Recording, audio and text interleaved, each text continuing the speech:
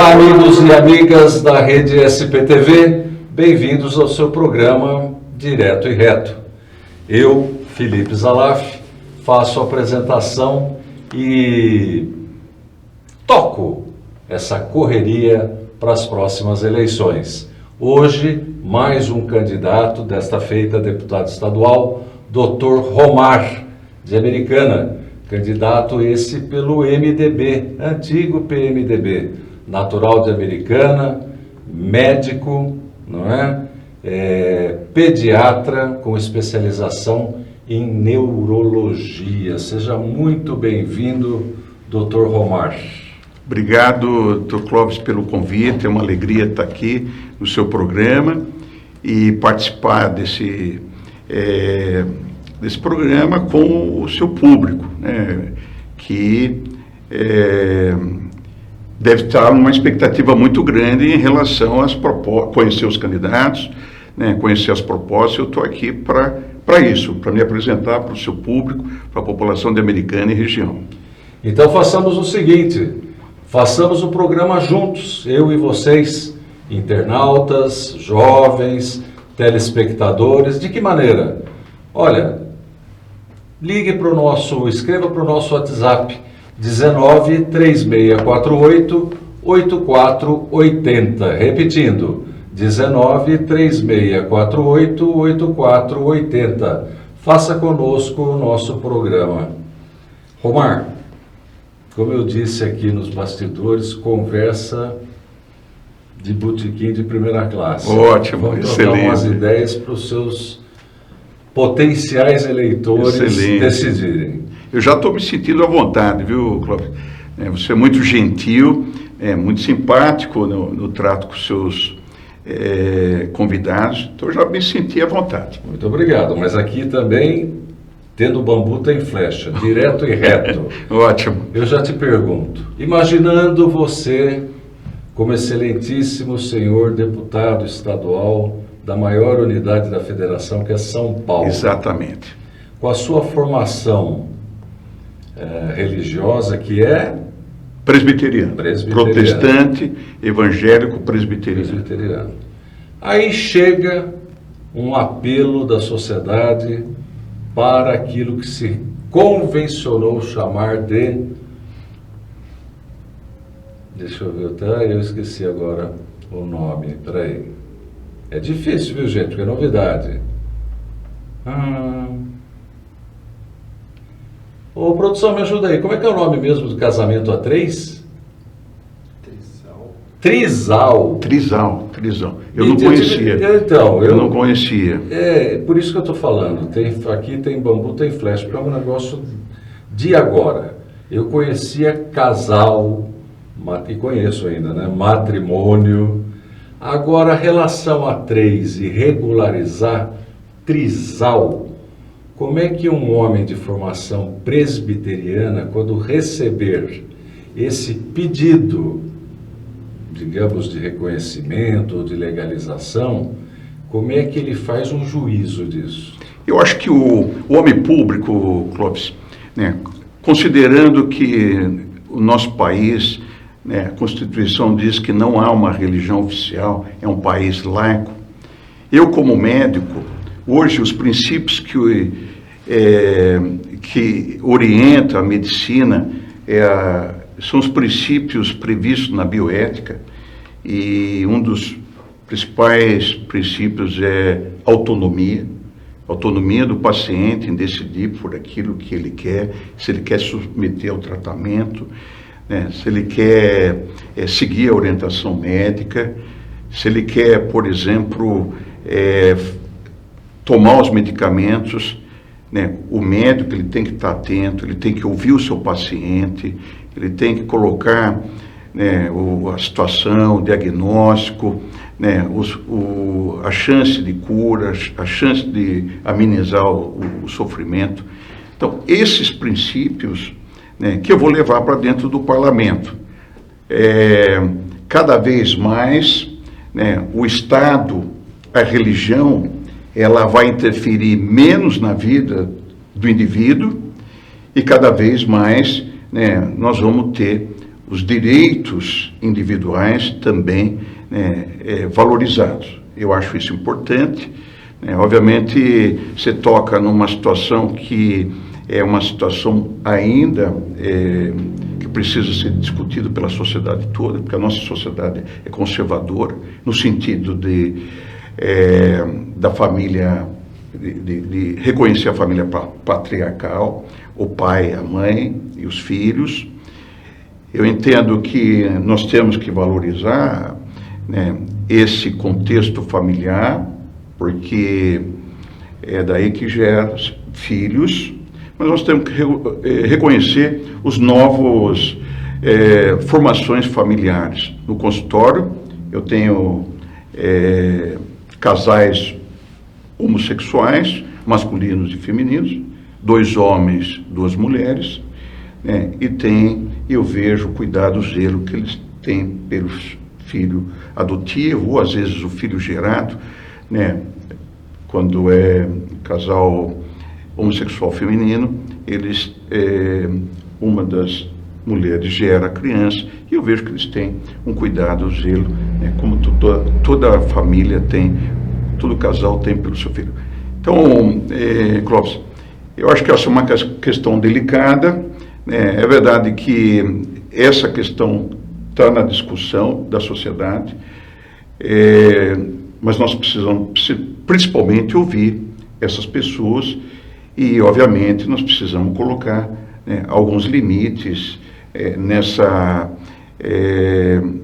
formação familiar, como a gente viu recentemente, um homem com várias mulheres. Não sei se a sociedade brasileira, né, aceita, e não sei se tem, né, um número suficiente de parlamentares que aprovam esse tipo de formação familiar aqui no Brasil. Eu não fui bonzinho, né? Eu peguei algo, tanto é que eu até esqueci o nome.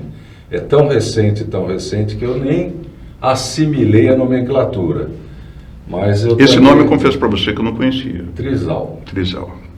Então, isso para dar ao telespectador e ao internauta a dificuldade de um legislador. Sim, sim. Né, o que a gente não pode é fugir regularizar. O que a gente não pode é fugir da discussão. Da conversa. Isso, da conversa. Jogar por debaixo do tapete como se sujeira fosse. Exato. E nem quem pensa diferente de mim precisa ser respeitado. Não pode ser atacado, não pode ser ofendido, não pode ser caluniado. Essa discussão é uma discussão, né, atualmente extremamente sensível, que está dentro do contexto da pauta de costumes. Nós precisamos, como sociedade brasileira, discutir, debater. A homossexualidade sempre existiu, né? Formações familiares diferentes, né, daquela família tradicional, de origem judaico-cristã, família patriarcal, né, sempre foi predominante, e obviamente daí que se gera descendentes, né, mas a gente precisa ouvir, e principalmente colocar pessoas que pensam diferente desses conceitos que a gente vinha desde então defendendo em termos de nação. Nós precisamos ouvir essas pessoas que pensam diferente, como a gente ouve no consultório. Vou colocar uma pimenta no seu vatapá, porque você falando me deu vários ganchos para várias perguntas sensíveis. É ótimo. Lembrei do Dr. Enéas. O Dr. Enéas, falecido, dizia assim, se as coisas continuarem como são, primeiro que, geneticamente considerando, homem é homem, mulher é mulher. Tem Exato. Tem sua definição genética. Exato. E é imutável. Exato. Segundo que, se por hábito, ou moral, ou ética, ou religião, as coisas continuarem nessa toada, no futuro, talvez não muito longe, a espécie humana terminaria, porque ainda é necessário um homem e uma mulher para que se tenha a reprodução. Exato. Aí eu pergunto para você, lembrando dele e dessas questões sensíveis, né? Você disse com muita propriedade, olha, eu sou presbiteriano, mas a análise que eu devo fazer... Como homem público, sem dúvida. Até porque a Constituição consagra que o Estado é laico. É laico e laico, assim, independente da religião. Mas certa feita, há um tempo atrás, consultando, na verdade não é consulta, conversando com o representante do Vaticano aqui no Brasil, ele disse o seguinte: não, é admissível o Estado laico, talvez seja até bom que assim seja. O que não é possível é o laicismo, quer dizer, a ausência da divindade, de Deus. Você concorda com isso? Sim, sem dúvida. Eu acho que a religiosidade, né, ela faz parte da história da humanidade. Eu, como uma pessoa de fé, né, eu acho e vejo o quanto a fé, né, na hora do diagnóstico ruim, na hora da doença, o quanto a fé faz diferença. Eu ainda era estudante do internato e, portanto, já no 6º ano da faculdade, eu estagiei no Hospital Emílio Ribas, em São Paulo, na época da AIDS. E a gente via ali, eu estou dizendo a AIDS por ser uma doença que na época era, invariavelmente, a pessoa ia a óbito, né, por doenças oportunistas, por infecções oportunistas. Clóvis, eu vi ali nitidamente aquelas pessoas que se apegavam a Deus, né, que tinham uma religiosidade e, portanto, queriam aproveitar, né, o máximo possível para mostrar gratidão por tudo aquilo que a vida lhe deu, naqueles poucos dias ou poucas semanas que ainda tinham vida. E, por outro lado, também, né, às vezes, num quarto tinha um paciente com esse perfil, no quarto à frente tinha um outro que não queria saber de religiosidade, não queria saber de Deus, né, e, portanto, esse eu vi, né, perecer e a óbito rapidamente. Hoje existe um trabalho que tem se intensificado cada vez mais, que é a capelania hospitalar. E a capelania hospitalar tem feito escola, porque a gente vê a capelania no mundo empresarial, a capelania entre os presidiários, né, e em todas as outras áreas, segmentos da sociedade civil, inclusive dentro da própria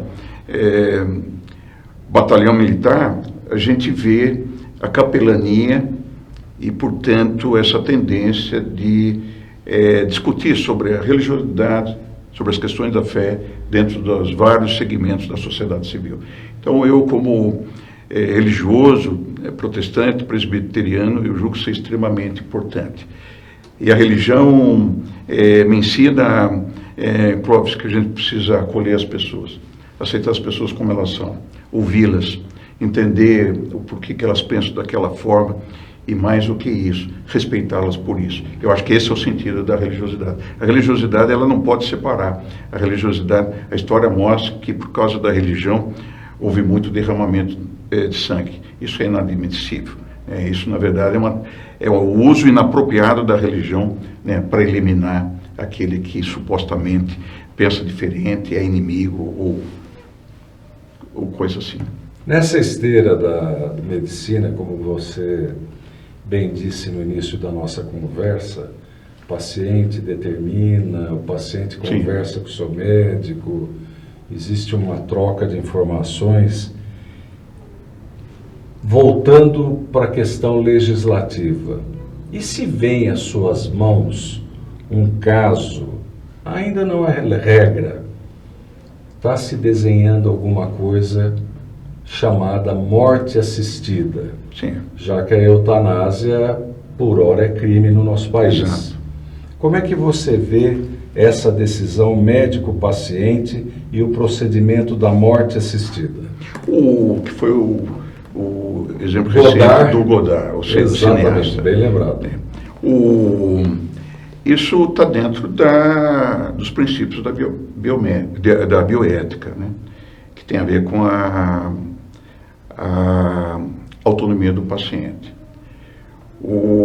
Eu acho que esses temas, né, ainda não fazem parte da discussão da sociedade como um todo. Eu acho que nós não estamos preparados. Inclusive a classe médica.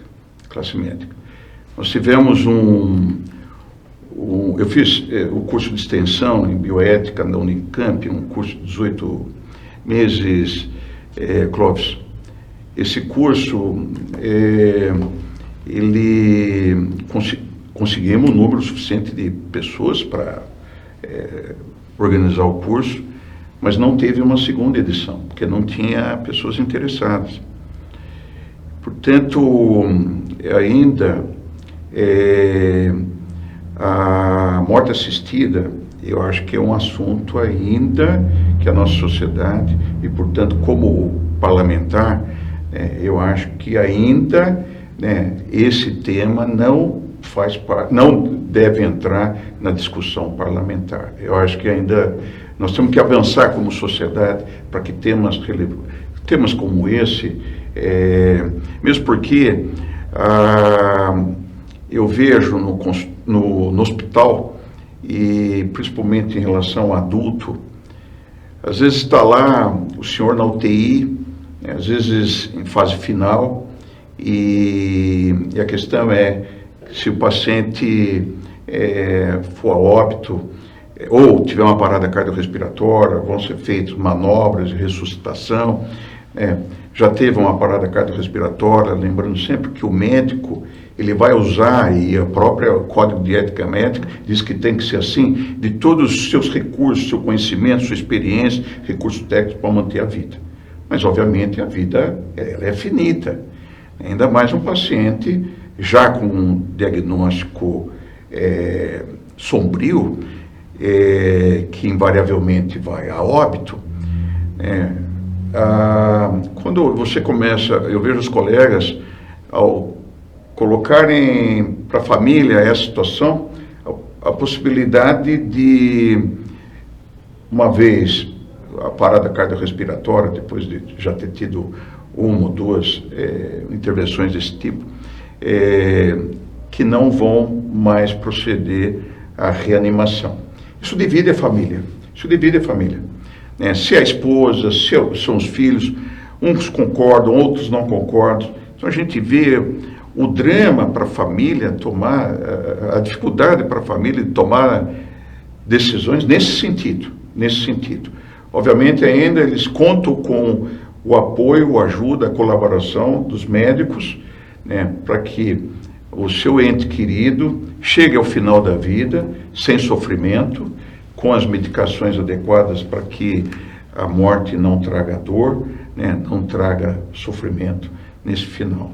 O que a gente tem visto é uma área da medicina chamada medicina paliativa, Clóvis, que tem dado dignidade, né, a esses pacientes que às vezes não têm mais prognóstico, já foram tentados todos os protocolos de tratamento da doença. Eu estou falando principalmente na área de oncologia, área do câncer, e o paciente hoje às vezes pode até morrer em casa, mas isso é uma coisa que eu acho ainda incipiente. Nós estamos, como sociedade, entendendo que nem sempre o hospital é o lugar que o paciente quer morrer. E muitos gostariam de terminar a vida em casa, com a família ao lado, mas a nossa sociedade ainda não está preparada para isso. Posso dizer, então, ainda continuando nessa esteira, que não há condições, digamos assim, de aceitação, o que é uma dificuldade de todo ser humano, né? Dada do tema morte, né? Lidar com a finitude. A finitude. Mas aí voltando, levando esse mesmo tema para outra perspectiva que pode lhe chegar à mão como deputado estadual, eu pergunto assim, é avassalador o aumento de criminalidade no país, muito embora o nosso presidente da República, em seus discursos, aponta diminuição de índices. como se o ser humano fosse única e exclusivamente um número. Mas vamos relevar isso para fazer pergunta direto e reto. Você seria a favor da pena de morte como uma maneira de constrição dessa violência cavalar aí? Não, Clóvis, por quê? Porque a criminalidade ou a violência, ela diminuiu em alguns segmentos da sociedade. Ela aumentou em outros. E, portanto, a questão é mais de desigualdade social. Desigualdade social. E o Brasil acompanhou, nesses últimos 40 anos, um êxodo rural. A população migrou do campo para a cidade. E grande parte dessa população, com pouco estudo, mão de obra pouco qualificada, eles foram morar nas periferias. De lá para cá, as políticas públicas, elas têm permitido, né, que parte dessa população venha para o centro, no sentido, ou seja, tenha acesso aos seus direitos, possa adquirir sua casa própria, né, possa habitar em regiões mais seguras, mais policiadas, mas infelizmente, Clóvis, ainda aquela população negra, né, que são mais de 70% dos brasileiros, mais de 70% da periferia são de negros e negras. E, portanto, é nesse segmento que a violência tem aumentado. E, portanto, eu não posso ser a favor da pena de morte quando a criminalidade, quando as nossas cadeias, a maioria são de negros. Eu acho que a gente tem uma outra discussão, que é a desigualdade social, é a pobreza. E isso tem cor, são os negros e as negras que habitam a periferia. Por isso, eu sou a favor de políticas de compensação. Eu sou a favor da renovação da política de cotas nas universidades.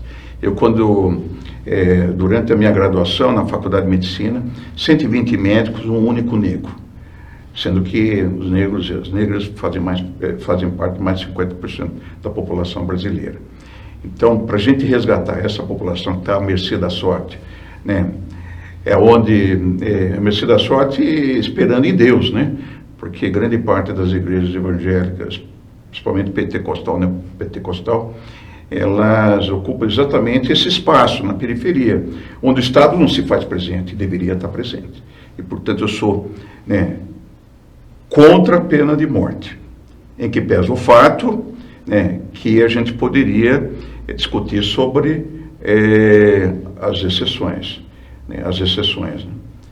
E, portanto, existem crimes bárbaros praticados por adolescentes, que o Estatuto da Criança e Adolescente prevê, no máximo, uma perda da liberdade até 3 anos. Isso se ele tiver 15 anos, né? Porque completa 18 anos, né? Sai do regime de a antiga FEBEM para a sociedade com ficha limpa. Né? Esses crimes bárbaros praticados por adolescentes, em outros países eles têm um tratamento diferente. Não é possível que um adolescente cometa um crime bárbaro. Eu sei que não foi essa a sua pergunta. Você falou em pena de morte ou redução, e isso também tem a ver com a redução da maioridade penal. Mas nesses casos, algumas situações a gente tem que repensar. Não dá para, uma vez o adolescente cometendo crime bárbaro, né, ir para a rua depois de 3 anos ou ao completar 18 anos. Qual seria o seu cajado para os seus pares, que inclusive, pelo menos falam, né, de respeito às mulheres, mas na própria Assembleia, na presidência do Cauê Macris, um deputado foi lá e tentou tocar ou tocou o seio de uma colega. Mais recentemente, mamãe falou demais e perdeu o mandato. Me diz uma coisa, que fenômeno que é esse? É tudo só propaganda e marketing? Como é que é? Bom, acho que primeiro que é uma questão de índole, né? Uma questão pessoal, de índole, de caráter, né? Porque todos nós nascemos de uma mãe, né? E se você respeita a sua mãe, se você tem consideração pela sua mãe, muitos tiveram, eu tenho duas irmãs, né? Uma já falecida, é verdade. Então, para mim é inadmissível ver uma mulher ser assediada ou desrespeitada ou até mesmo ser violentada simplesmente por ser mulher. Mas aqui, Clóvis, eu acho que é uma inveja dos homens, né? Porque as mulheres, de 2008 para cá, se formam mais mulheres médicas do que os homens. As mulheres estão estudando mais, estão se formando mais, estão fazendo mais pós-graduação, né? E os homens estão ficando para trás. Exato. Então, o que eu proponho para os homens, para os nossos pares? Né? Vamos correr junto. E não ficar aí tentando tolher a liberdade que a mulher conquistou, o espaço na sociedade, né, no meio de trabalho. Você sabe, Clóvis, né, eu sou pediatra com área de atuação em neuropediatria. A saúde mental da criança está diretamente relacionada à saúde mental da mãe. E, portanto, a mulher, muitas mulheres, né, precisam ir trabalhar, precisam viver a vida social, precisam viver a vida inteligente que está fora de casa, que sempre foi negado pelas mulheres, para as mulheres, né? Porque a casa é uma mesmice, é uma rotina que, né, que as mulheres, né, precisam ter muita paciência mesmo para aguentar essa rotina. Então eu vejo dois movimentos, né? Se você me perguntar para mim, qual a novidade no consultório do pediatra nesses últimos 30 anos? Eu vou dizer para você, Clóvis, o pai na consulta. O pai na consulta.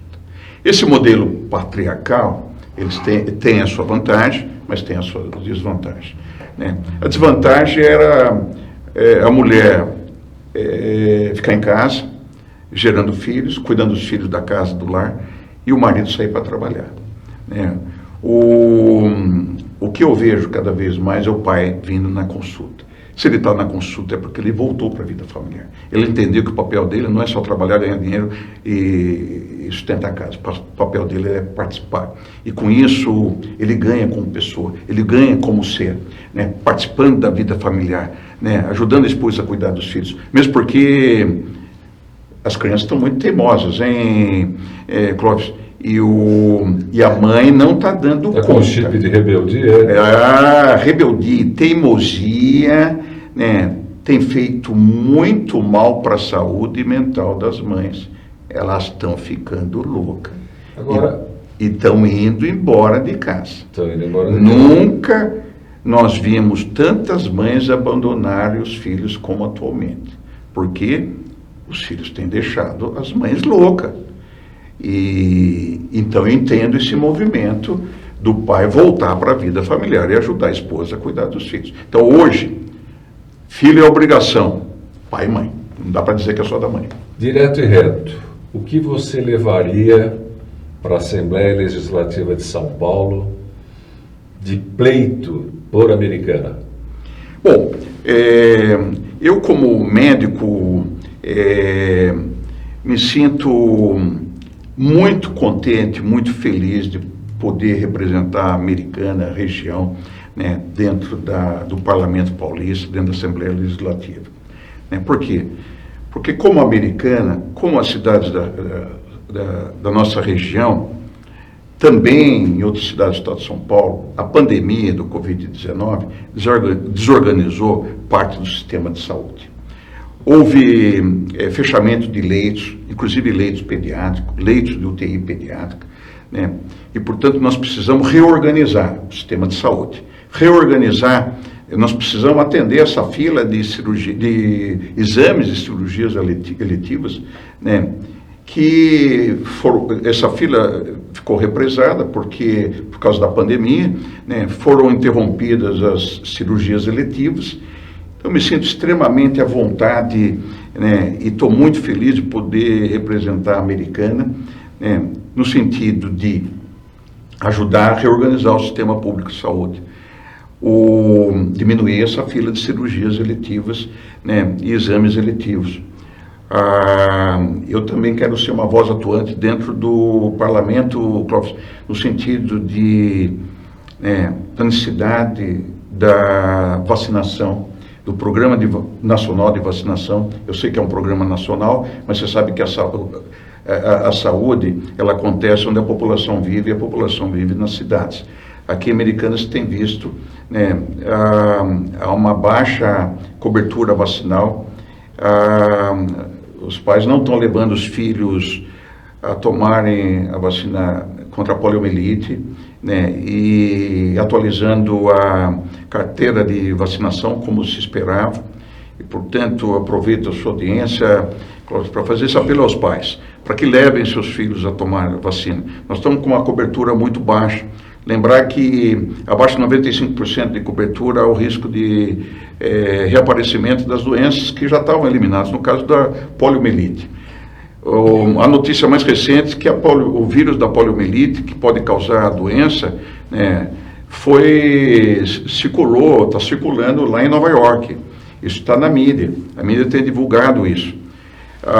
Nós tivemos na Copa do Mundo, aqui no Brasil, em que há uma circulação muito grande de pessoas, considerando que principalmente a poliomielite, ela é de contaminação orofecal, e, portanto, a vigilância sanitária do país, quando há uma circulação muito grande de pessoas, elas fazem a procura ativa do vírus selvagem da poliomielite, no esgoto das nossas fronteiras, seja terrestre, seja aérea, seja marítima, e, portanto, foi encontrado o vírus da poliomielite aqui no esgoto do aeroporto de Viracopos, durante a Copa.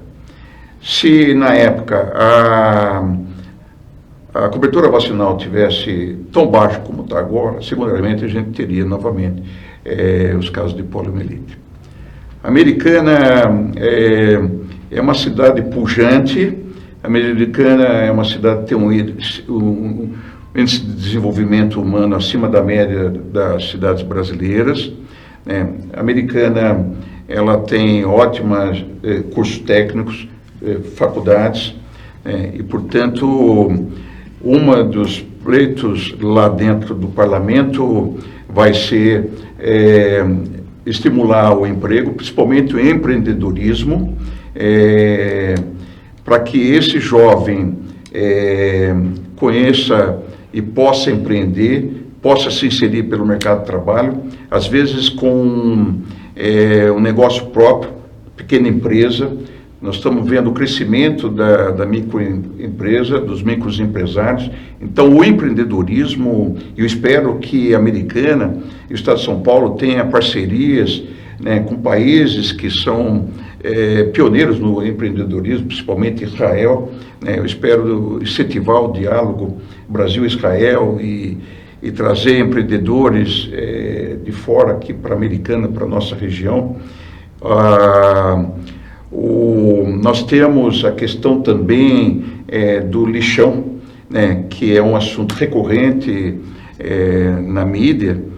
Lembrar que em julho de 2020, o Congresso Nacional votou o marco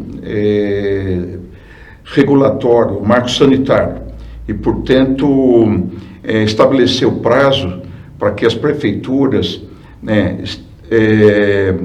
acabasse com os lixões céu aberto e os lixões, o aterramento de resíduos sólidos. E, portanto, eu quero trabalhar para que a Americana e as cidades da região, e não só da nossa região, mas de todo o estado de São Paulo, porque quando a gente fala, né, de poluição, de resíduos sólidos, né, tratamento de água, esgoto, nós estamos falando, né, para todo o estado. Mas quero que, principalmente os nossos municípios, fiquem dentro da lei e possa cumprir com os prazos estabelecidos no marco regulatório do saneamento básico. Tem um candidato que diz assim, mais ou menos, né? Vou tentar reproduzir. O tema é tributo. O Estado de São Paulo paga 157 bilhões para a União e retorna apenas 47 bilhões. Para essa questão de movimentar a máquina econômica, pujança, crescimento, como é que você vê a questão tributária? Então, a questão tributária é um problema, né? Principalmente para quem investe no Brasil, né? O imposto é muito alto, né? E, portanto, o governo, como o Estado, estou dizendo o governo, né? Porque a mudança do regime tributário aqui no Brasil é uma questão política e passa pela vontade política de mudar, de regulamentar melhor, estimular o ambiente de negócios, né? Estimular o investimento do pequeno, médio e o grande produtor. Mas o governo é o grande beneficiário desse imposto alto, né? Às vezes chegando a 50% do que a gente consome vai para o governo na forma de tributo. Então, é uma arrecadação enorme e, como parlamentar, como deputado, eu acho que essa discussão, né, ela tem que ser debatida dentro do Parlamento Paulista, em que pese o fato que grande parte das leis são votadas em Brasília, mas São Paulo, como sendo o maior estado da federação, tem um peso nisso, principalmente porque a gente destina para o governo central e recebe menos do que São Paulo precisaria ou necessitaria para fazer esse estado continuar sendo pujante, continuar se desenvolvendo. Na minha área, que é a área de saúde, o Banco Mundial, agora em maio, no seu relatório, considerou que 30% dos recursos do SUS são desperdiçados. Portanto, além de nós termos uma tributação extremamente cara, nós temos um desperdício do dinheiro que acaba sendo investido. Ou seja, 30% do dinheiro do SUS não chega a atender a necessidade do usuário.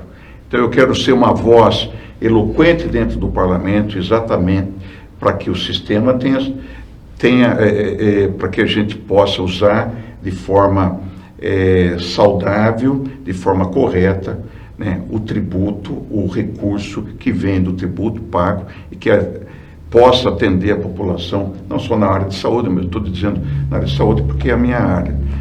Em 2020, o orçamento do SUS foi 220 bilhões, 2021, 220 bilhões, esse ano provavelmente chega a 160 bilhões. Não é suficiente, não é suficiente. Tanto é que você tem aí uma demanda reprimida em várias áreas da saúde pública. Nós precisamos de um parlamentar, Clóvis, médico. Atualmente, na atual legislatura, não existe nenhum médico dentro da Assembleia Legislativa ocupando o cargo de deputado. Mas vou interromper só para lembrar, nós tivemos um governador médico e agora candidato a vice-presidente da República. Exato. O nosso querido governador Geraldo Alckmin, ele é querido porque ele sempre foi querido por todos nós, porque é médico, anestesista e sempre foi sensível à pauta das nossas entidades, sempre atendeu dentro do possível, né? Agora sai do PSDB para PSDB, que foi governo há vários anos aqui no estado de São Paulo, para compor a chapa do PT. Vamos fazer um pinga-fogo? Pois não. Pergunta curta, resposta mais curta ainda. Milícia. Como é que você entende isso? Então, é que eu falo para você, Clóvis, a milícia, ela cresce justamente aonde o Estado se faz ausente, principalmente nas periferias. No Rio de Janeiro isso é fato e, portanto, a milícia é como se fosse um exército paralelo e que está à margem da lei. E, portanto, nós precisamos continuar vivendo um Estado de direito. Você, como advogado, você sabe como é importante, né, que todas as atividades humanas esteja dentro, seja regulamentado, esteja dentro do ordenamento jurídico para que, né, a sociedade como um todo ganhe. Né? Nesse caso das milícias, né, eu acho que é uma questão que está muito relacionada à ausência, à omissão do Estado. E, portanto, como parlamentar, eu quero exatamente, né, trabalhar para que o Estado se faz presente, principalmente aqueles que mais precisam. Os que mais precisam, eles estão na periferia. Na mesma esteira, PCC e outras fraternidades.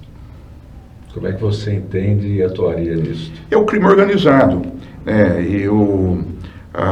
O crime organizado, né, à luz do direito, é quando se infiltra nas 3 esferas do poder, né, para achacar, para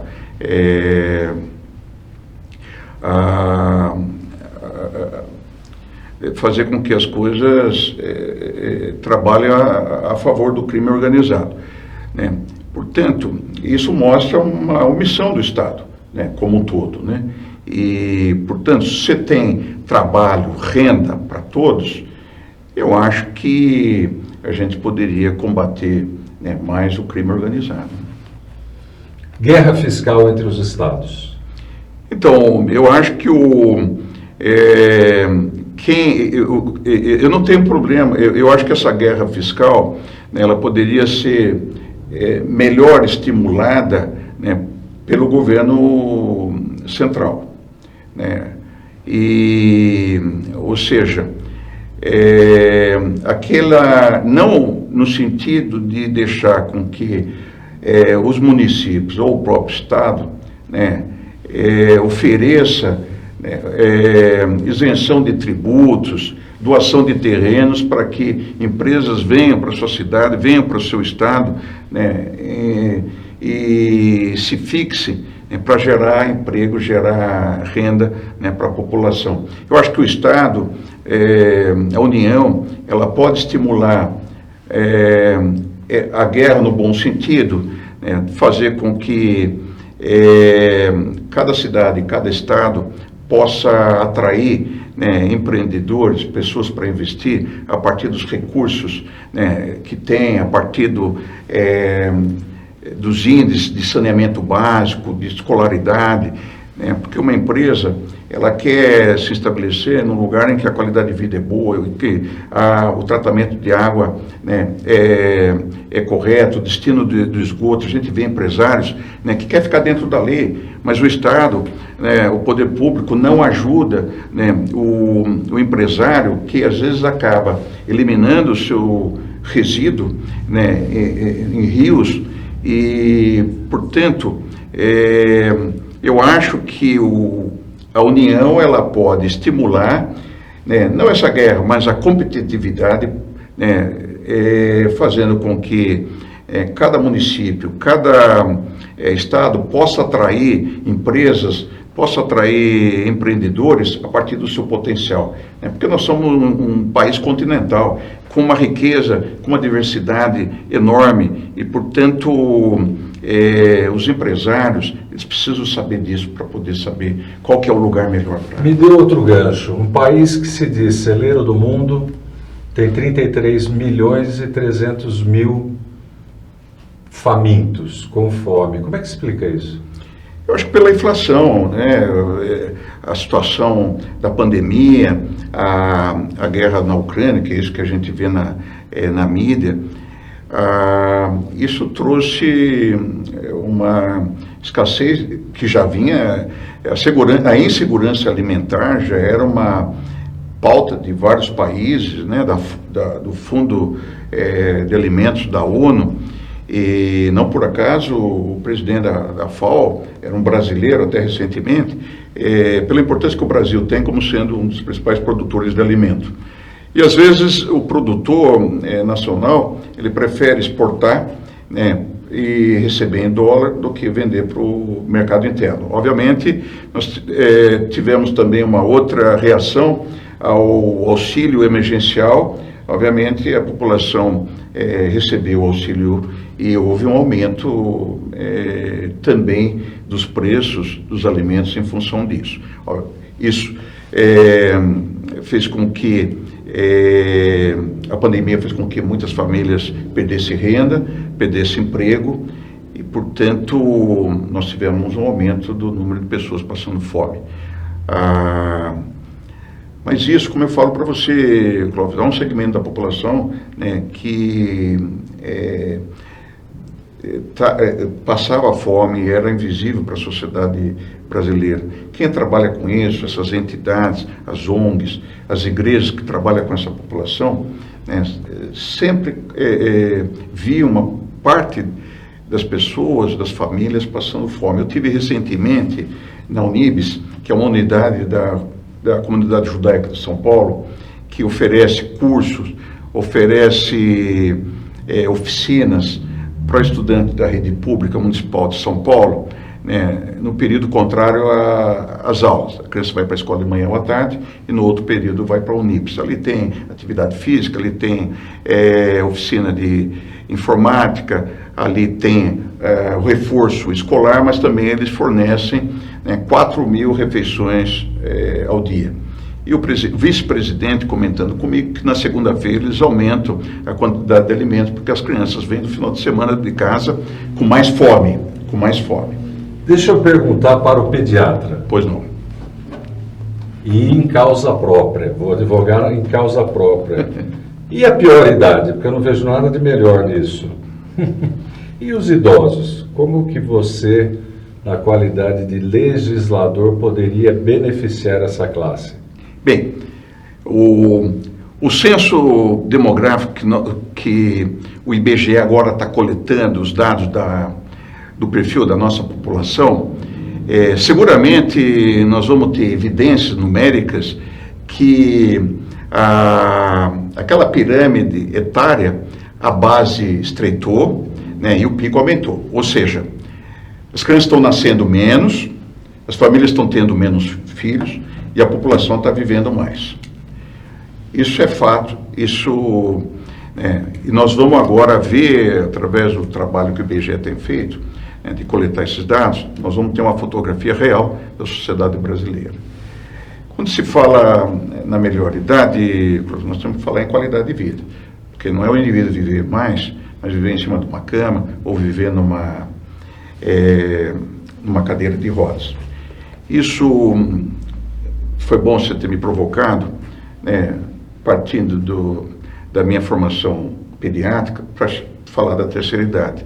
Porque hoje essas doenças preveníveis, o que são as doenças preveníveis? O diabetes, a obesidade, o colesterol aumentado, o entupimento das artérias, o infarto, o acidente vascular cerebral, o derrame. Essas doenças, Clóvis, estão sendo prevenidas na primeira infância.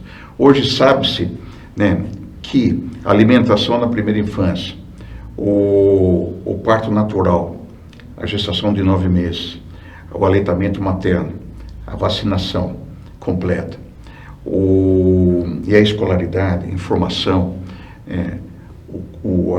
a afetividade dos pais, isso seguramente vai impactar nos números, né, que hoje a gente vê que são extremamente altos, de diabéticos, obesos, hipertensos, né. Portanto, trabalhos científicos mostrando exatamente isso.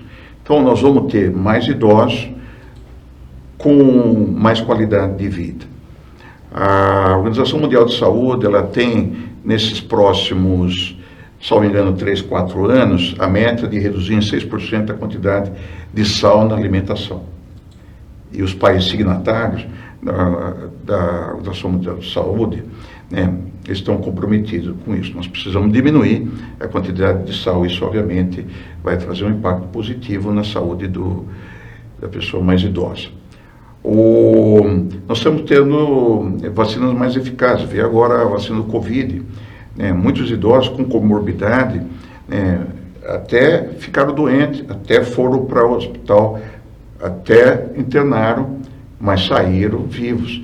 E isso para nós, né, mostra o quanto é eficaz a vacinação nessa faixa etária também do idoso. Na área da saúde ainda, me permita voltar para o nosso cosmos chamado Americana. Represa do Salto Grande, conhece? Sim.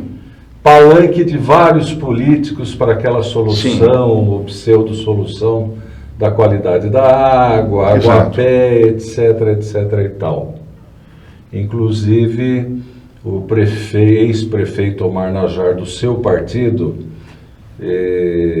digamos assim, foi tímido com relação a essa questão. Qual o juízo que você faz disso? Eu faço o seguinte: nós tivemos uma crise hídrica, viu-se que muitas cidades poderiam ter problema com o recurso hídrico.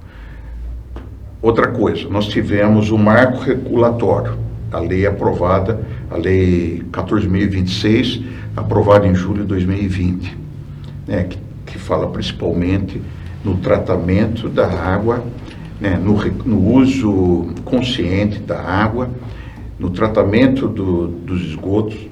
Quando a gente fala do Salto Grande, da represa do Salto Grande, nós estamos falando de vários municípios envolvidos que liberam diretamente no rio os dejetos humanos.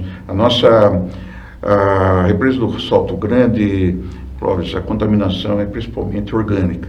E portanto, eu vejo que os requisitos para a gente qualificar esse debate e realmente chegar à despoluição da represa do Salto Grande, que eu vejo como sendo um desejo sincero da parlamentar, seja municipal, seja estadual, mas o problema é você reunir todos esses municípios, colocar essas questões e fazer com que isso se transforme numa força política. E, portanto, essas evidências que eu citei para você, eu acho que vai fazer com que a represa do Salto Grande seja novamente possível de ser usada como era antigamente. As famílias se reuniam nos finais de semana, poder usar como lazer, mas principalmente para atender a necessidade da população quando falta água. O exemplo mais recente é o Rio Pinheiro, lá em São Paulo. São Paulo. Uma proposta começou com o governo Dória, estão despoluindo o Rio Pinheiro, estão urbanizando toda a margem, há projetos urbanísticos ali. Então, é uma gota no oceano, mas nós precisamos começar. E ali vai ser como exemplo de que quando se tem interesse político, a coisa funciona. Por isso que eu quero ocupar o cargo lá. Direto e reto, voltando para o macrocosmos, que estamos chegando no final do programa. É muito conhecimento para pouco tempo de conversa. O que matou mais? A doença denominada Covid ou a resistência à vacina? Não, a gente vê, se a vacina tivesse chegado,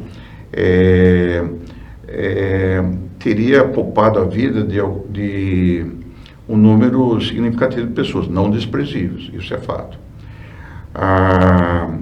Por uma série de circunstâncias, eu acho que nós tivemos uma questão política, mas nos bastidores nós tivemos também a dificuldade de insumos, a dificuldade de importação, então, o fato é que nós tivemos morte seguramente porque a vacina poderia ter chegado antes e não chegou. Mas agora nós podemos voltar quase que à normalidade, principalmente por causa da grande cobertura vacinal do Covid. Mas aqui, lembrar novamente, Clóvis, a questão da mortalidade também tem a ver com a desigualdade social. Então não dá para dizer que é um problema desse governo, não dá. Aí é muito reducionista. Por que eu digo isso? Porque isso vale para o Brasil. O paciente do SUS ou seja, morreu 3 vezes mais pacientes no SUS do que nos hospitais particulares, sendo que o tratamento é o mesmo, o cuidado é o mesmo, ou deveria ser. Outra coisa, morreu mais negros e negras do que brancos e amarelos. Isso eu insisto. Estatisticamente, morreu mais negros e negras do que brancos e amarelos, ou de outras, a gente pode dizer. Então, a questão continua sendo a saúde ainda, a saúde de boa qualidade não é uma realidade para a maioria da população, principalmente aquela população mais desamparada, com poucos recursos, que vive na periferia, com baixa instrução. Então, justiça social passa por isso: política pública de saúde, melhorar o atendimento às unidades básicas de saúde, a cobertura vacinal e a requalificação de médicos. Nós temos uma proposta que é a carreira de Estado para o médico, como juiz ou promotor. Por que você tem, em cada município desse país, você tem um juiz, tem um promotor? Ou pelo menos a maioria dos municípios tem um juiz, porque é carreira de Estado. Carreira de Estado. Quem paga o médico, o salário do médico, é o município, porque se vive na cidade. O SUS é um programa do Ministério da Saúde, mas quem determina para onde vai o dinheiro, como é que o dinheiro é aplicado, é o município. Portanto, é uma reivindicação dos médicos a carreira de Estado, porque isso traz muito mais estabilidade. O médico, ele tem condições, recém-formado, ele tem condições de ir para um município distante dos grandes centros, desde que ele tenha certeza que ele vai receber, ele vai poder progredir na carreira. E com isso a gente pode equacionar essa questão que eu julgo ser extremamente importante, de lugares, regiões, cidades do nosso país que não tem médico nenhum. Então, justiça social passa por isso. A sua pergunta ela é bastante pertinente, porque por mais que tentou se politizar e colocar nessa polarização a questão do Covid, o tratamento precoce, a vacinação do Covid, mas saúde tem a ver com justiça social, e ainda nosso país é um país injusto. Muito bem. Nessa câmera,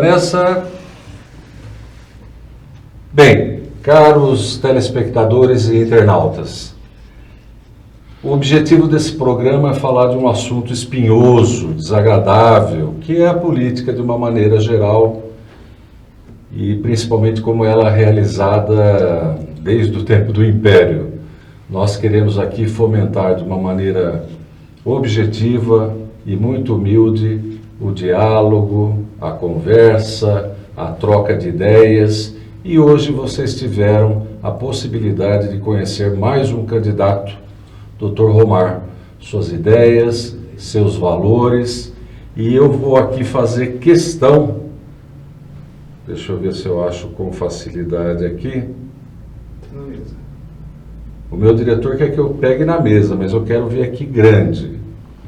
Candidato a deputado estadual, número 15990, Dr. Romar, MDB. Com essa deixa, convido vocês a participarem do próximo programa, não é? Agradecendo aqui a presença e deixando as palavras finais para o meu entrevistado. Clóvis, Gostei muito de participar do seu programa, de estar com o seu público, sua audiência, e me senti à vontade para a gente debater todos os assuntos. E eu acho que o debate é importante, o contraditório é importante, e eu quero agradecer e pedir para o seu público, para o seu internauta, né, que me dê a chance de representar a Americana, a região, representar os médicos, os profissionais da área de saúde, né, dentro da Alesp. Sou pediatra, as minhas prioridades vão ser principalmente a criança e o adolescente, né, saúde e educação de qualidade. Por isso que eu peço o seu voto, Dr. Romar, né, 15990, deputado estadual. Obrigado, Cruz. Até o próximo programa, se Deus quiser, com a participação de todos vocês.